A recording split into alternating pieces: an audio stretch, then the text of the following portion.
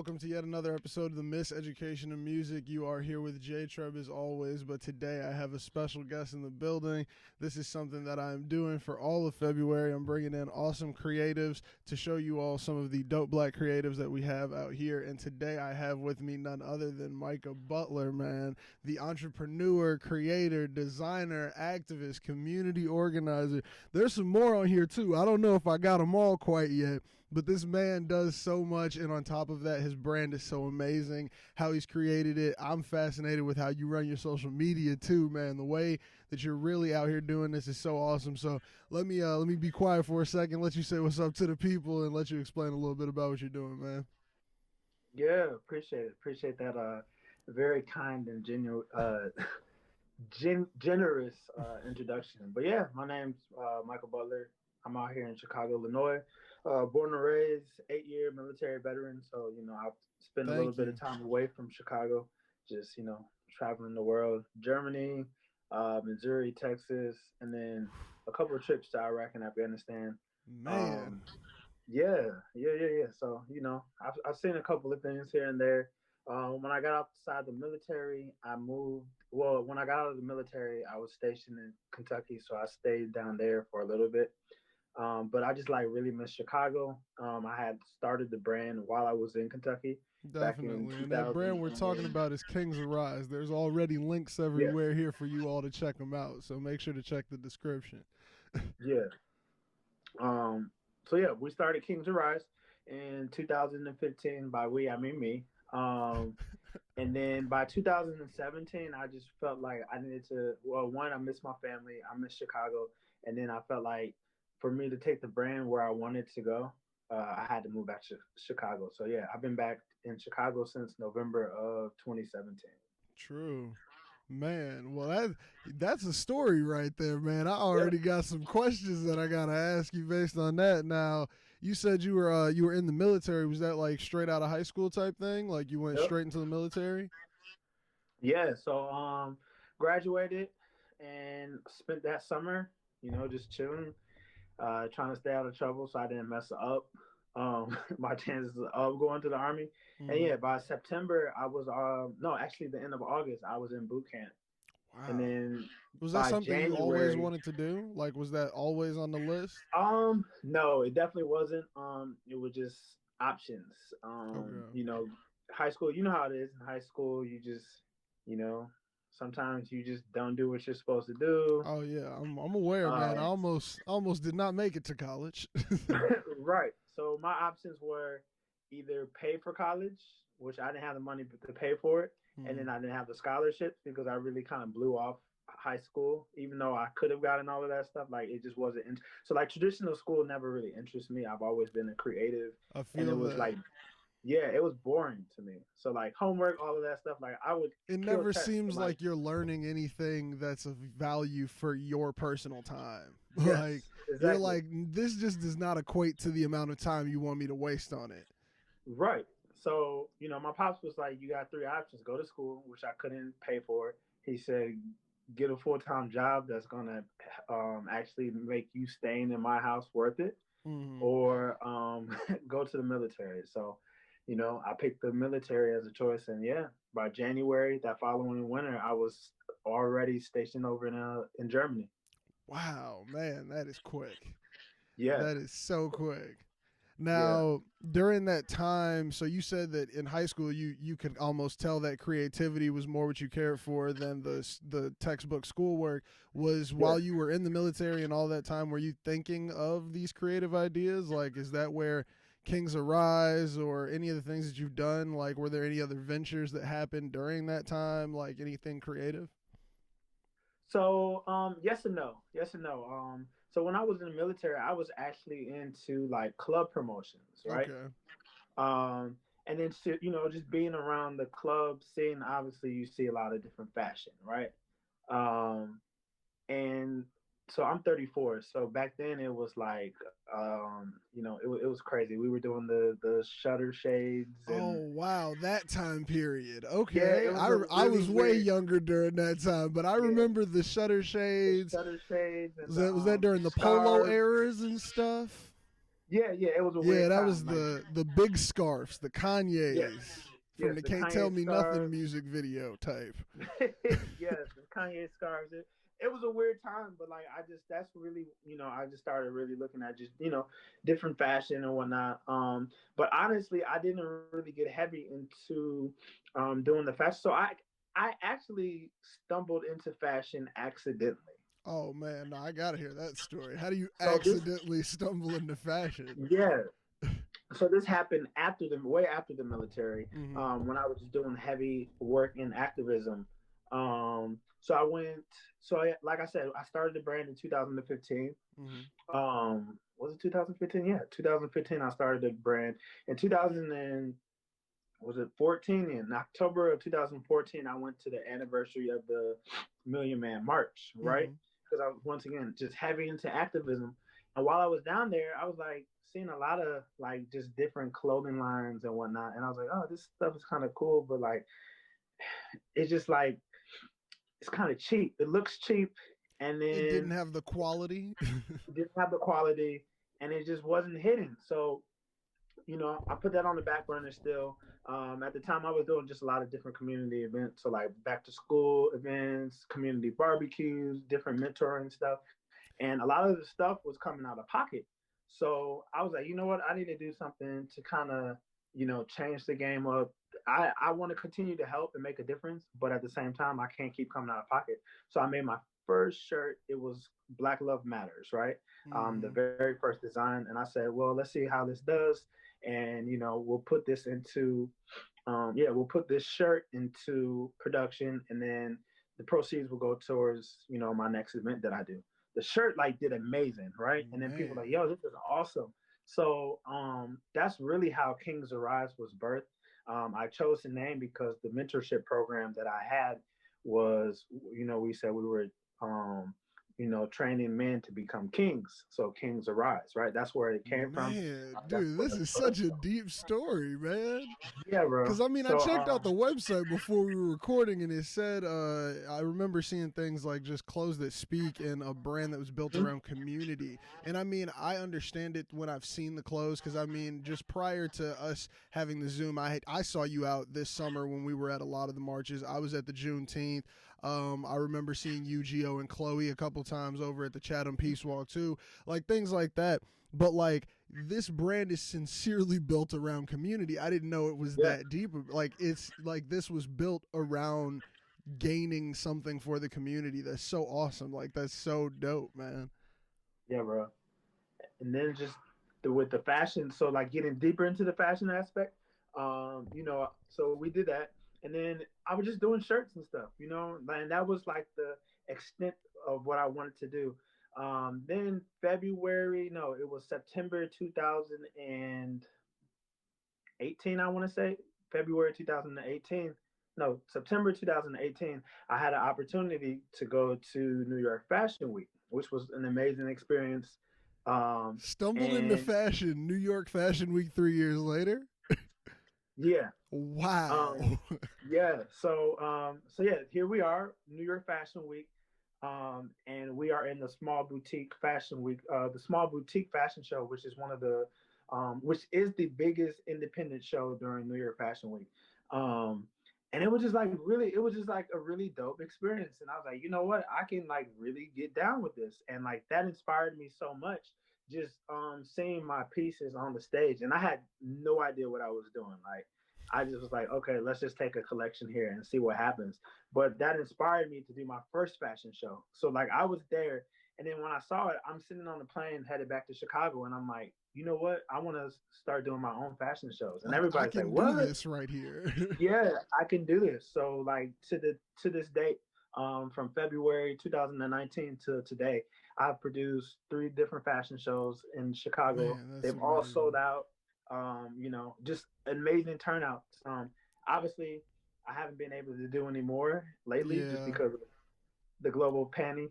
But That's yeah, that's an like actually that's actually a good segue for a question I have. How is fashion during a time like this? Because I feel like a lot of it does have to do with people seeing these things out, people imagining maybe wearing this outfit somewhere, and I can see how that would slow things down. But like, how did that hit? How did that hurt the any process, if it did hurt or if it helped?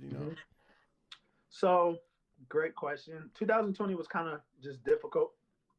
Just dealing with just like mental health issues, dealing with this pandemic, dealing with all the race relations and whatnot. But I was able to pivot. I definitely had to pivot the company, because before I was relying heavily on fashion shows, relying heavily on pop-up shops and pop-up events. Definitely, and I imagine that's the best way to get that groundwork. That's how people see it up front. So then they're like, oh, I remember it from here. Boom, let me go grab something online. So I've had to shift to kind of make it more, just really, I've had to learn online marketing. So it's been a blessing in disguise. So learning e-commerce. You're going crazy at it. Let me tell you, man. I'm on Instagram a lot, and let me tell you, you are going crazy with just the internet, period. It's tough. It's tough. It's hard. Oh no, dude, I'm bad at it. That's why I'm always looking up to people on it. I'm like, oh, you're going crazy. That's like the text links to the social tabs that you have. Like, dude, it's all so clean, so perfect, so seamless. Like, I appreciate that. Man, sometimes it's hard to like figure out stuff about people, but it's very easy to like go on the internet, find your page, and find out what you're doing. And that's so awesome. So I mean, so that's a recent pivot. That's like a new thing since pandemic time. Yeah, that's really new. That's really, really, really new. And then another side of it is I've just really been pushing so everybody's at home, right? So everybody's home, spending a lot of time at home. So I've been pushing like our hoodies a lot more. We launched joggers, so we have a whole bunch of joggers now. Man, everything is crazy. The whole website, y'all got to see it. I'm telling you. The links are here. Like, you can stop watching the pod right now, take a second, and just look at the Kings of Rise collection, man. Appreciate that. But yeah, so basically it's just like I wanted to create like a stay-at-home collection, I guess, just because we're not going out, but when you're in the crib, you can still throw on joggers, you can still throw on hoodies, you can still throw on a beanie, you can still throw on socks. So like that's what I've tried to push, and then going to continue that, because I don't know when outside is opening back up for real. So definitely, we gotta we're going to be launching here soon, within the next couple of weeks. Like, we're gonna have blankets and pillows and man, that's gonna be dope. Yeah, man, that's so awesome just to see how the creative brain transforms when your back's against the wall. Like, where your brain has like been in a space for so long working with, outdoor activities, large groups of people, and then you get pushed up against that wall and you're like, okay, well, now we got to pivot and we got to do this and this and this. And I commend you, man, just for keeping up with that creativity and things like that. And actually, a question that I ask to all creatives is, what do you do to keep up with your personal creativity? Are you a step away from it person, double down on the idea, start a new idea while another one's going? How do you take care of your creativity, make sure that it's flowing and make sure that you're always, doing something? So I do a couple things, bro. So one of the things, and this is really new, because I used to just like grind, and that's super unhealthy. So one thing is self-care. Like, I make it intentional to practice self-care and rest. So one day out the week, like, I don't do anything as far as business. I don't sit here and create. I like legit, put my phone on, do not disturb, watch Netflix, go for a walk, like kind of disconnect from the world so I don't have to worry about things. So then when I get back to it, I can get in the flow. And then the other thing is, it's right here. This is a passion planner. Shameless plug, right?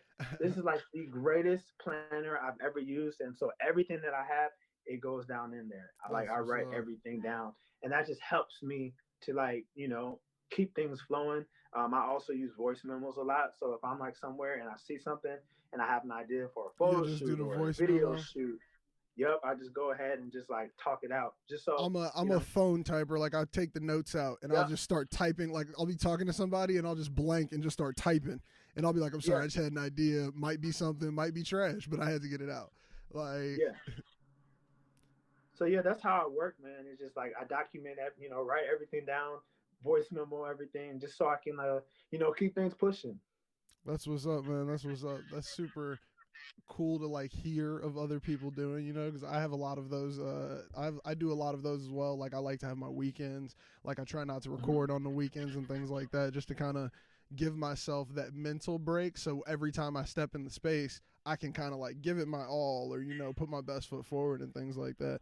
So that's super dope.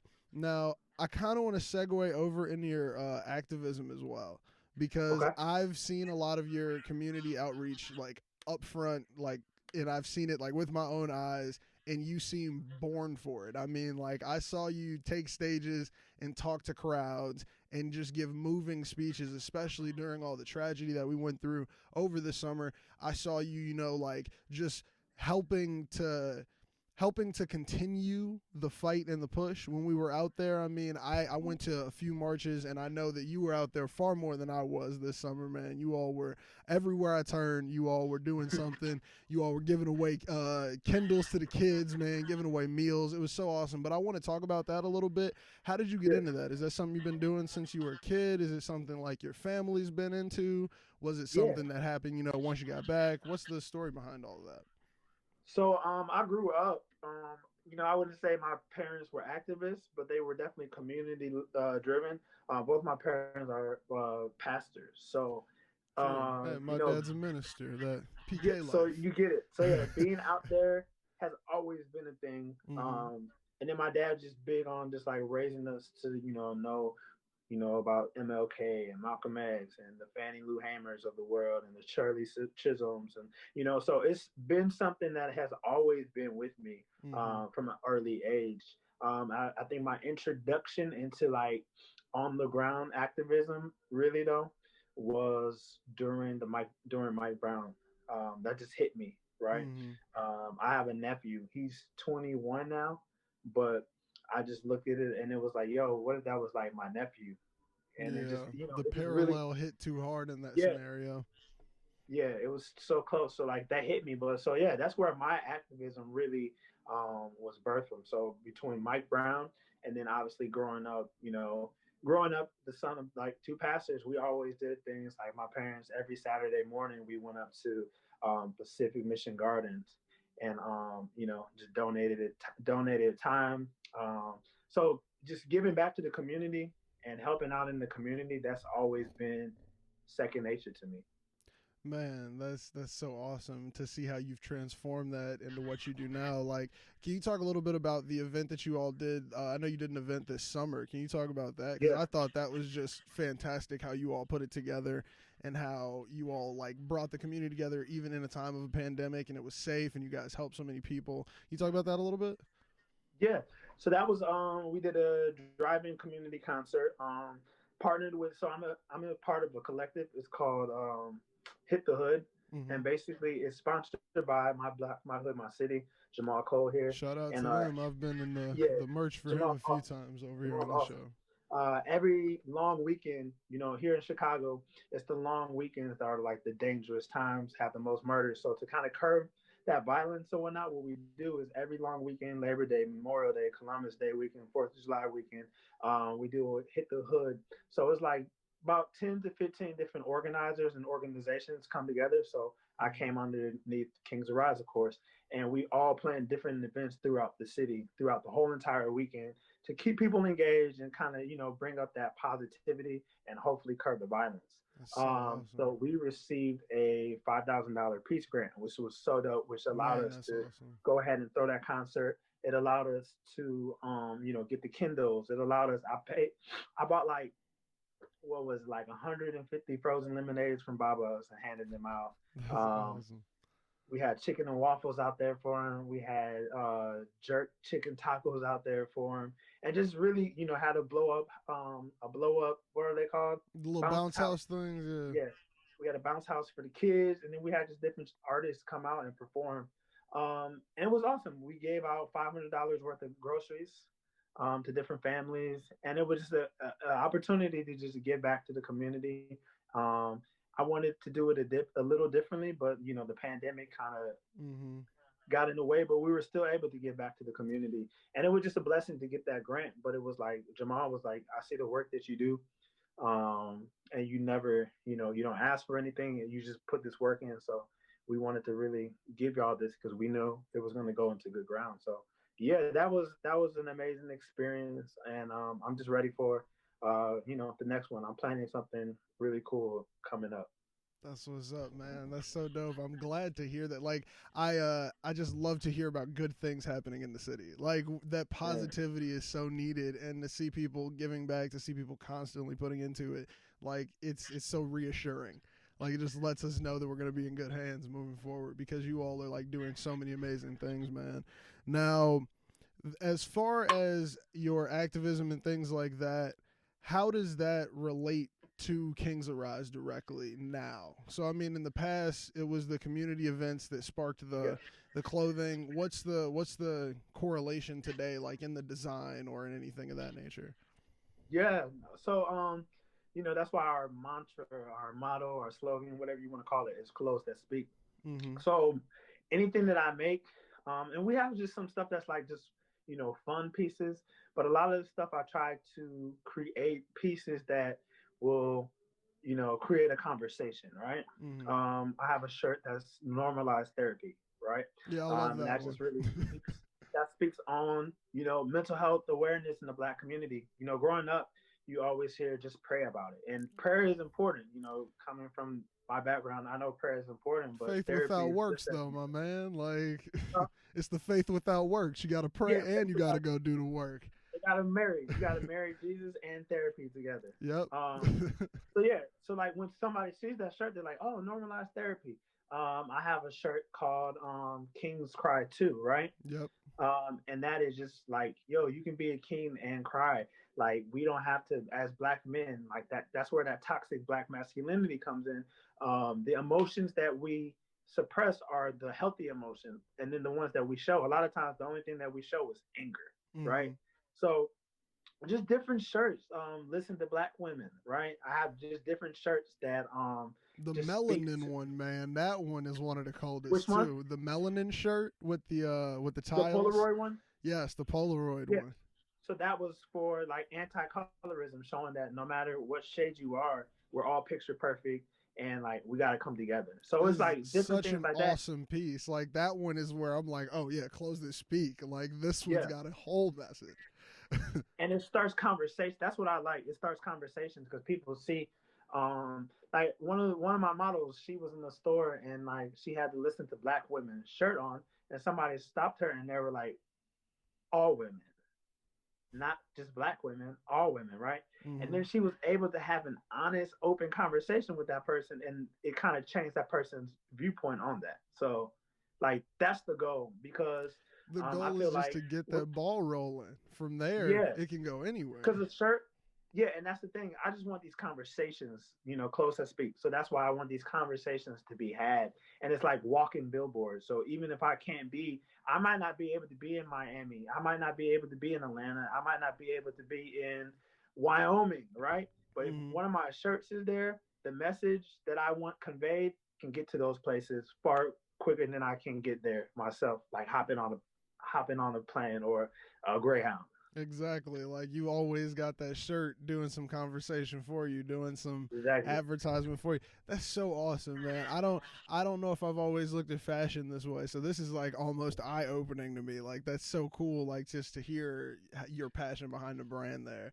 Like to hear like oh, this is more than just your t-shirt. This is a Right. conversation piece. That's so deep. Now, what are some other influences that you have for this clothing? I mean, so like is it purely just based in that community aspect? Because I mean, even a shirt that says something like normalized therapy, you're reaching a broad community there. That's still in the same line of this in my mind. But is there any other influence? Like, I mean, personally, is there any music influence? I want to know that from just being on the Right. miseducation of music here. But are there any other influences that go into the designs?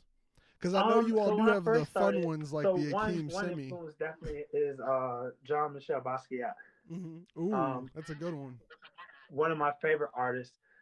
Actually, the one of my old logos was very close to the Basquiat crown, but I changed it because I didn't want to get it like sued. Yeah, didn't want Um, to didn't want to get that case. yeah, I didn't want that case because I don't got that money. I don't got bags like that yet. see, that was he's like one of my favorite artists. So like, I really was inspired by him. But then the initial like line that we had. Let me see if I can bring it up so the people can see. So this is the design that I did for like all of our original Oh designs, yeah, right? man. Oh, that's So cool. this for the culture, the I am excellence, as you see there, right? Man, that's so dope. Yeah. And then the respect my melanin, right? So this those designs or whatnot were really inspired by like '90s hip hop culture. So like a Tribe Called Quest. Definitely. The I Am Excellence design is the Mm-hmm. Wayne Brothers design, which is like one of my favorite TV shows. The Respect My Melanin design was inspired The by Martin. Martin, yeah, the So Martin type font. yep, the Martin typography. So like, yeah, so I would say that was an inspiration when we first started. Just that '90s culture, and then what we just dropped the new collection for Black History Month. Mm-hmm. That has some of the original designs, but with like the different colorways. So the red, the RBG, the red, black, and green, the yellow, like that really '90s in your face hip hop fashion. We Definitely. brought that back for this collection. So yeah, I would say like '90s um, hip hop kind of really inspired the birth of the brand. That's what's up, man. So what's the cool elements of the 90s hip hop, I guess? Like what do you think is the cool elements that kind of makes it still survive? It's 2021. Like we Yeah, are now still love it. 21 years past. Like and that brand still lives on. Actually, an episode that I just recently had, I talked with somebody like specifically about the 90s, and we were talking about like just how amazing the decade was because it was so jam packed. It wasn't just like music, it wasn't just movies, it wasn't just television. It was like everything came together: the fashion, the music, the art. It all ran together to like create something crazy. Like, why do you think that is? Like, why do you think that that's still surviving till this day?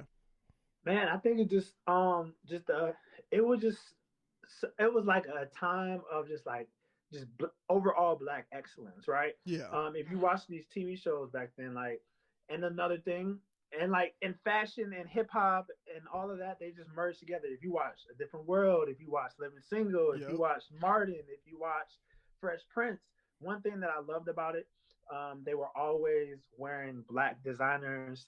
They were always wearing like stuff with like HBCUs on it, right? Like Yep. hoodies and crew necks and all of that, shirts with HBCUs, Malcolm X. Like, I think it was just, we embraced our culture a lot more back then. And then the Definitely. fashion, man, the fashion was just like, it was like really in your face. It was really colorful. People didn't worry about, oh, what if I look like this? What if, they didn't worry about Yeah, over a everybody certain having to look time we the same. got muted with the colors. Yeah, I miss the bright popping colors. Like I know yeah. that personally I dress very muted and I'm like I feel like I need to change all of this. Like I feel like we Man, need more color and things like we that. do. We need loud, and then like people just need to know like fashion.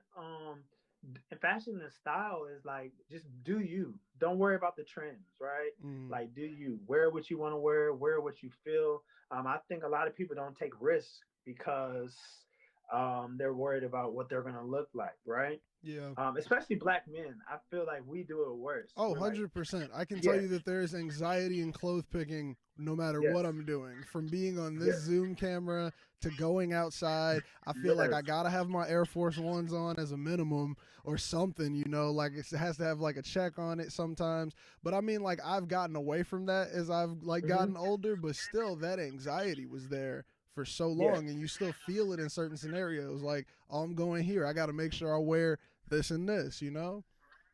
yep. So yeah, I think it's just I don't know. The '90s was just a beautiful time, just all People around. weren't The really music was worried about super all dope. that. They was like, I got my Buster Yeah, Rhymes jumpsuit. It's game over. Like yeah, I'm going out yeah. today. And it was loud. It was braggadocious. It was just an awesome time. And I feel like we're getting back to people just doing what they want to do, and Definitely. we're seeing a lot more of that again. But yeah, I think that's why '90s fashion. I don't think just not even just fashion. I think Just the '90s fashion, 90s. this culture, it'll never die. Hmm. It might have been the greatest decade ever. Yeah, cuz like I mean, I asked this question to the previous guest, so I want to ask you as well. Do you think it can be topped, or do you think it will be revered forever? Like, is it Renaissance like the 20s was, where it's going to be like, we're going to talk about the 90s the same way we still talk about how the 20s did something for that whole decade? Well, not that whole decade, but that whole 100-year set. Especially music. You know, this is a music podcast, so we can go. We're going to be sampling from the 90s till we die. Like, until after I'm gone. Like, they're still going to be sampling from the 90s. Yeah, 90s won't be topped. You know, you to this day you could turn on, and I don't care how, you know, you could go. It could be the most drill party on the south side of Chicago or the west side of Chicago. Yep. But if you turn on Tevin Campbell, Can We Talk? It's over. It's everybody knows it. Everybody is there.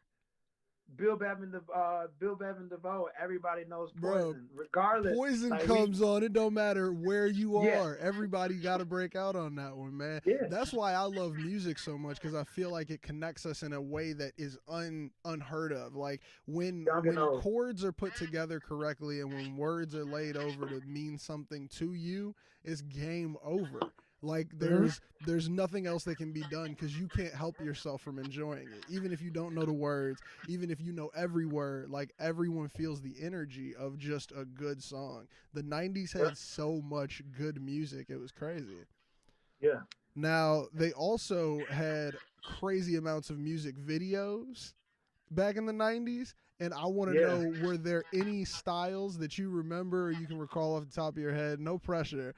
But are there any styles or looks from the 90s that you can specifically remember from like artists or maybe like a music video or something of that nature? Man, so like I wasn't watching videos like that in the 90s. Definitely. Because of age, you know, any era will do. Are there any music videos that you have specific thoughts on where you're like, I remember that look from a music video? Yeah, there's a lot. But I know for me personally, and I was so back to Germany. When I was in Germany, you know, 2004 to like 2008-ish, we were wearing a lot of big clothes, bro.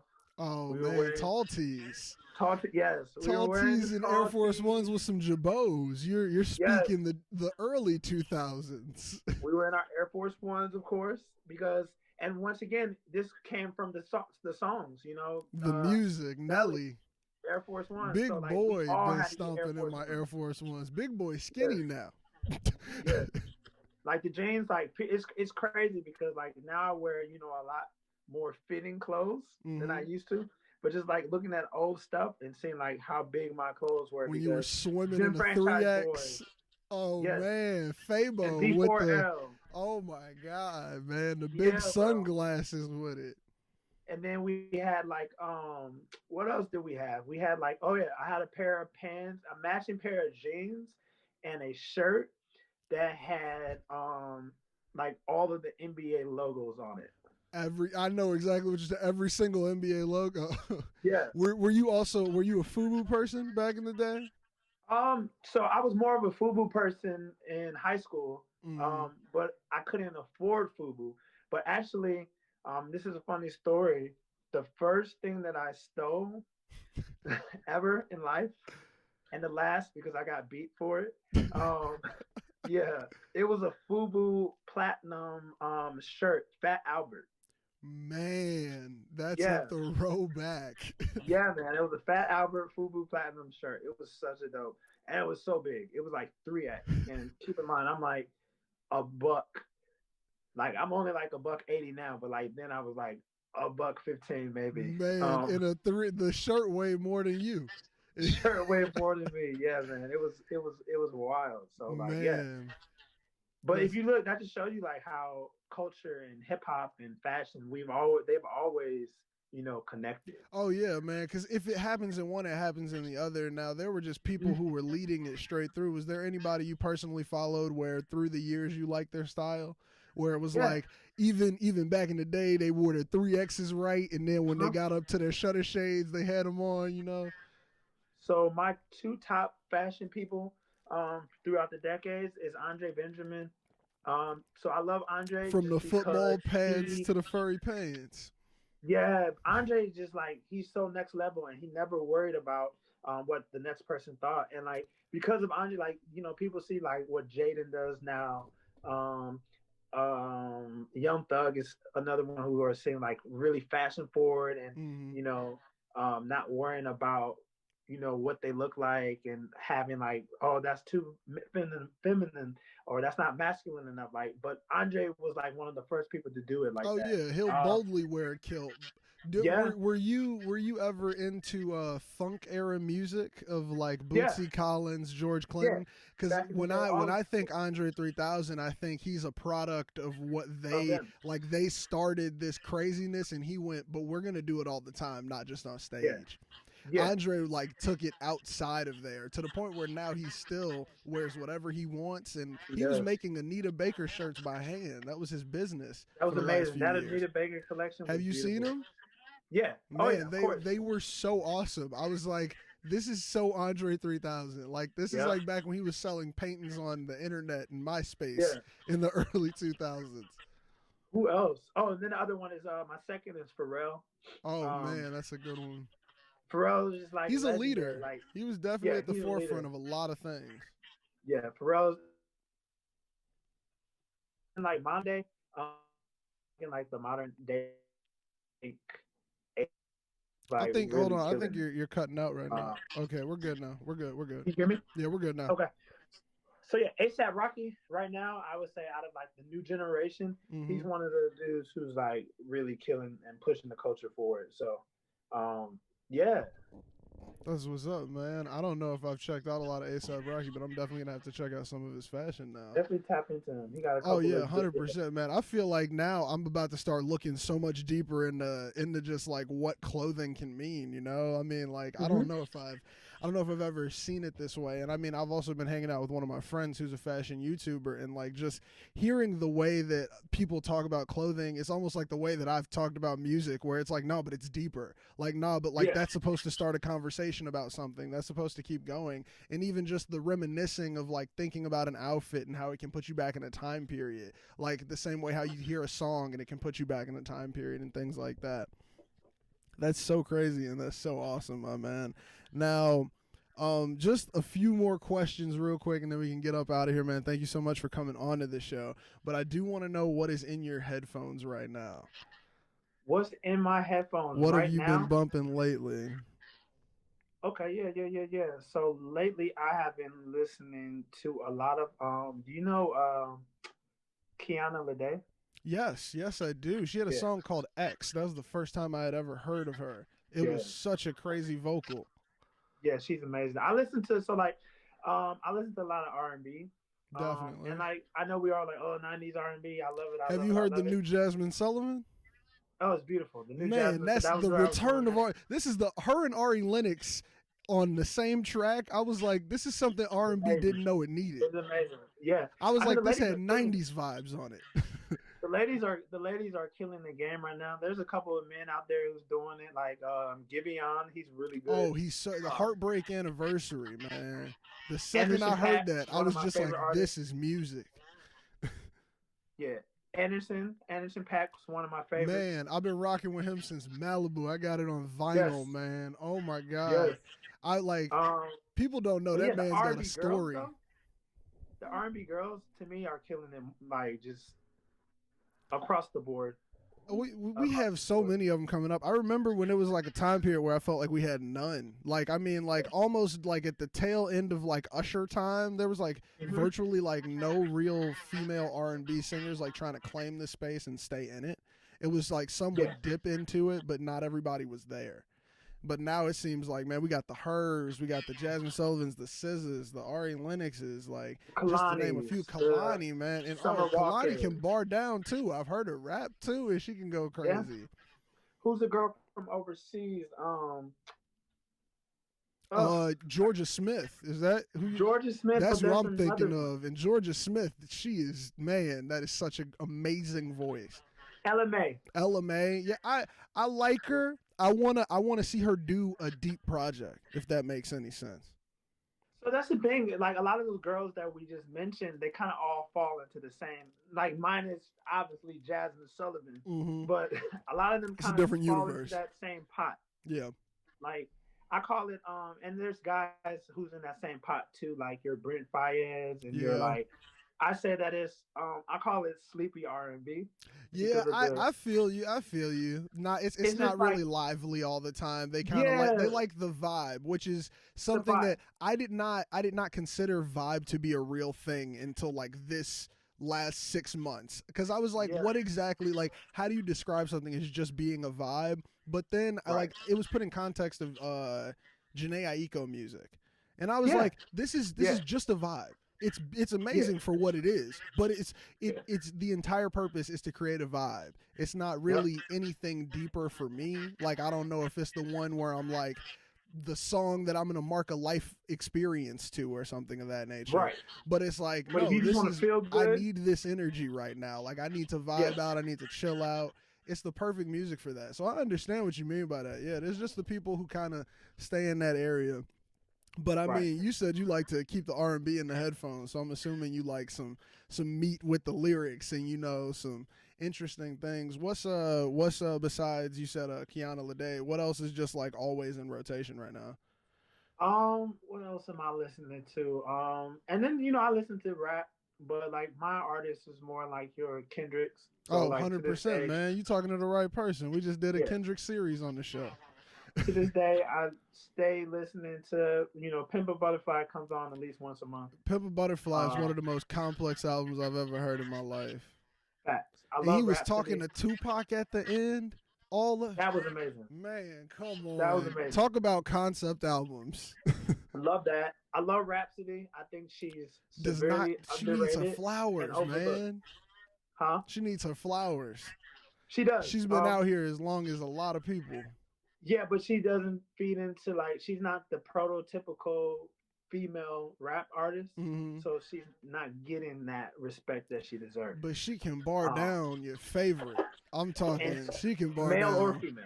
She can bar down anybody's favorite. No gender attached. No need to be. Like, I've heard her bars just so true, where it's like, how did you put these words in a line, like, and make me think this hard? Like, I love a rapper who can do that to me, and every Rhapsody track is like that. Yeah. And then, like, when I really want to hear just like really good music and like instruments, and are you familiar with Masego? Oh man, been loving him since the Wifeable demo back in the day. Goldlink gave him some shine back in the day on Late Night. Man, like, Masego he's one of the coldest, and that man plays so many instruments. I did not know he played as many as he played.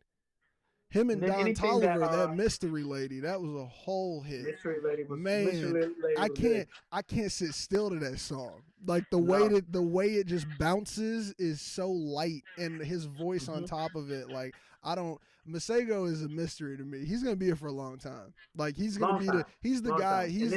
Anderson .Paak is the one right now you call in to be on every album. Like, Anderson got so many features in 2020, and I think Masego is grooming up to be in those same spots where every album you need a Masego something somewhere. He gonna play the saxophone over here. He gonna sing over here. You gonna need him as an element to your music.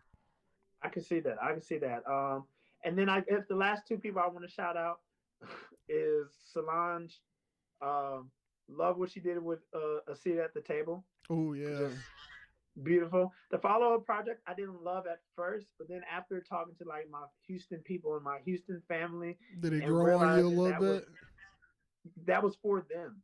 It was for their culture. That's something that I've noticed. If you talk to somebody from the place of where the music originated, they generally have a different take. Like, they can change your whole opinion about like an artist or even just a project or one song. I mean, like, if they're from the place, they're like, nah, but you didn't get how that related here and how that relates here. And they put it, they added the math together differently than you do, you know, sitting in an entirely different state from the place. So that's dope. And then last, I I love anything. I don't know if you're familiar because this is your wheelhouse, music. Anything that Robert Glasper touches is Oh brilliant. man, I agree with you there. Robert Glasper's cold, man. Come on. Yeah, There's also no stumping on this show. I know a lot of that's why I music said over you here. know what I'm talking about.